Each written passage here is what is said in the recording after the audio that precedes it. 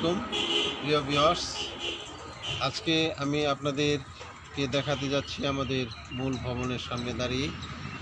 গত দুটি পর্বে যে দুটি ভিডিও আমি দেখিয়েছিলাম, আজকে তৃতীয় পর্ব। আমার বাম পাশে যে দুটি গাছ দেখতে পাচ্ছেন, দেখতে অনেকটুকু কলা গাছের মতো, কলার পাতার মতো এখানে দেখতে। এগুলি সৌন্দর্য বর্ধনের জন্য এই গাছগুলি আমাদের প্রতিষ্ঠান এখানে লাগিয়েছেন। এখানে আছে তুলসী গাছ, যে তুলসী গাছের কথা আমরা সকলেই জানি। তুলসী গাছের গুণাগুণ সম্পর্কে আমরা সবাই অবগত আছি, হিন্দু, মুসলমান, বৌদ্ধ, খ্রিস্টান সকলেই।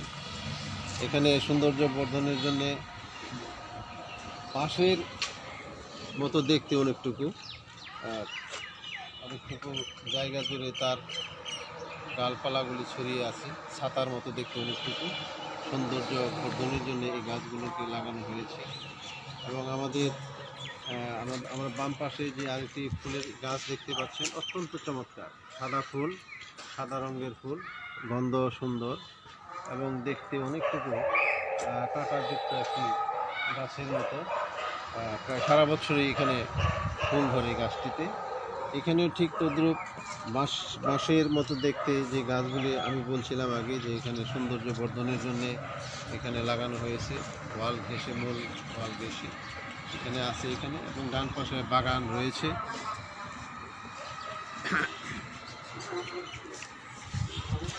এখানে আরও কিছু গাছ আছে আমাদের। এখানে কিছু গাছ দেখতে পাচ্ছেন, অনেকটুকু সে আপনার কৃষ্ণচূড়া গাছের মতো, অনেক সৌন্দর্য বর্ধন করে আছে। কৃষ্ণচূড়া গাছের মতো দেখতে অনেকটুকু। এখানে আমাদের কয়েকটি নারকেল গাছ রয়েছে।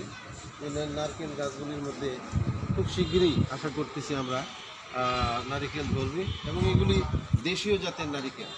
গত পর্বে আমি আপনাদেরকে দেখিয়েছিলাম বিদেশি জাতের নারিকেল গাছ। ওগুলো ছিল বিদেশি জাতের। এগুলি কিন্তু আবার আমাদের দেশীয় জাতের নারকেল গাছ, যেগুলির মধ্যে ফলন বেশি হয়। ওই গাছগুলি বেছে বেছে এনে আমাদের এখানকার যে কর্তৃপক্ষ আছে তারা এই গাছগুলিকে নিয়ে এসে এখানে লাগিয়েছে। আমরা আশা করতেছি খুব শীঘ্রই এই গাছগুলির মধ্যে নারকেল ধরবে, এবং এগুলো আমাদের এখানে মূল ভবনের সামনে দুটি অপরিচিত গাছ, যে রাজা বাদশারা যে সময় এই ভারত উপমহাদেশে বসবাস করত, অনেক রাজাদের, অনেক জমিদারদের বাড়ির সামনে এই গাছগুলি